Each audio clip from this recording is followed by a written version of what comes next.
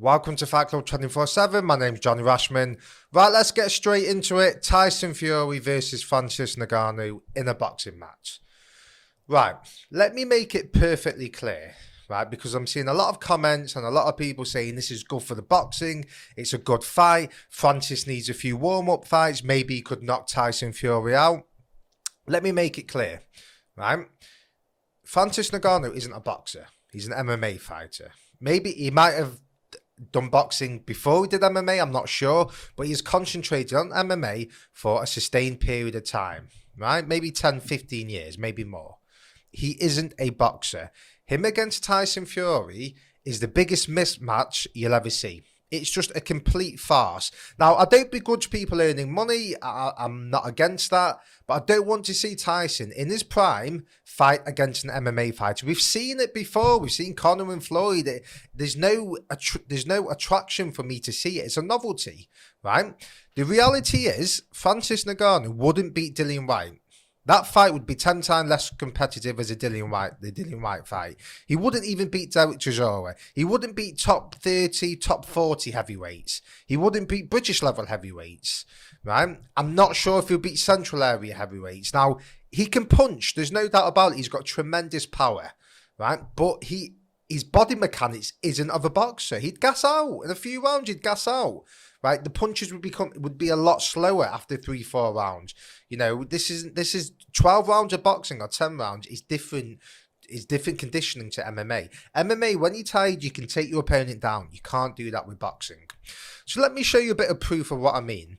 There's a heavyweight local to me in Manchester called Ricky Gorman. Fantastic guy, bags of talent. Good team around him. His trainer's Terry Spencer. I like what them boys are doing. But let me just show you the difference between Francis and Ricky Gorman boxing. It's only pad work, but you'll understand what I mean. So have a look at Ricky doing a bit of pad work first.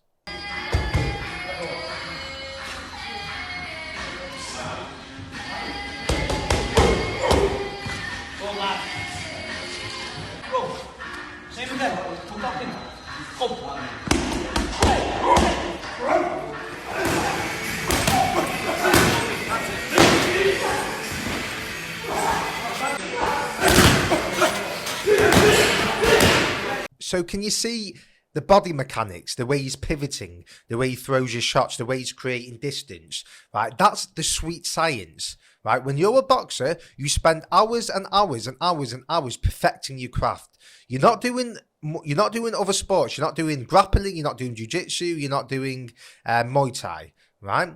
You're not doing MMA. You are just focusing on boxing, right? If you're an MMA fighter, there's various elements that you've got to train, like I've just mentioned previously: jiu-jitsu, Muay Thai, grappling, wrestling, right? So you stand differently. You can't stand side on when you're in an MMA fight, right? You'll get taken down, you'll get kicked. There's a certain way you've got to stand. Boxing, you stand side on, right? So there's little target as possible. You make your chin and your body you make it a little target, right? That's why you stand side on. If you stand like that, square on like this, you've got all of this to aim for. Side on, you've not got as much, right? So you can see the body mechanics of Ricky, and that you can see he's got a talent. He's a boxer, right? Look at Francis's pad work.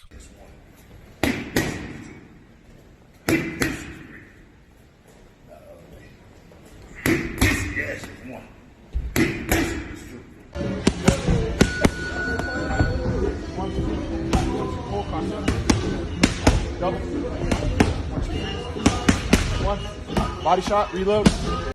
Granted, it's just pad work, and there'll be some he's just throwing power shots, but can you see how he throws the shots, right? Yes, he's got power, but there's an awkward clumsiness to him. Do you know what I mean? There's like, you know, when he's throwing the 1-2 and he's not pivoting, there's no creating distance. He just doesn't have the body mechanics of a boxer.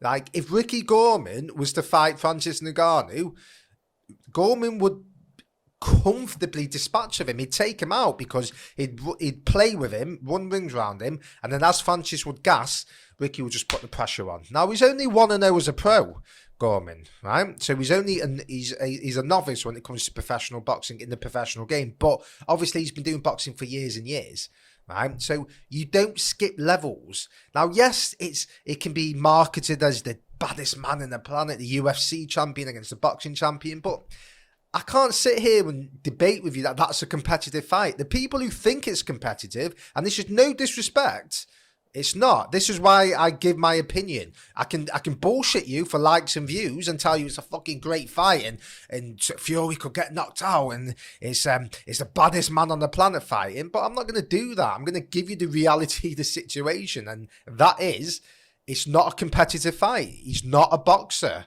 Francis. He's not a boxer. He doesn't have good boxing mechanics. He's got good power, and he might spar with professional boxers. He sparred with Joe Joyce, and Joe Joyce said he's got great power, but you take what boxers want to be respectful. If he's playing with him, Joe Joyce, which he probably did, he's not going to come out and say, well, I was taking it easy, and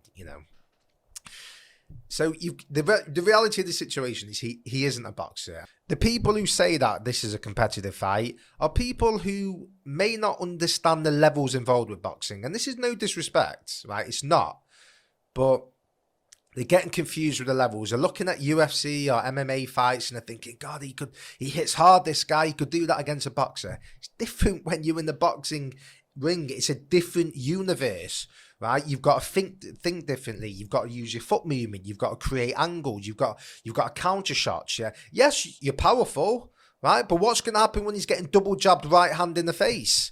Right, what's going to happen when someone's gone down to the body, come up with an uppercut, gone back down again, slipped, pivoted?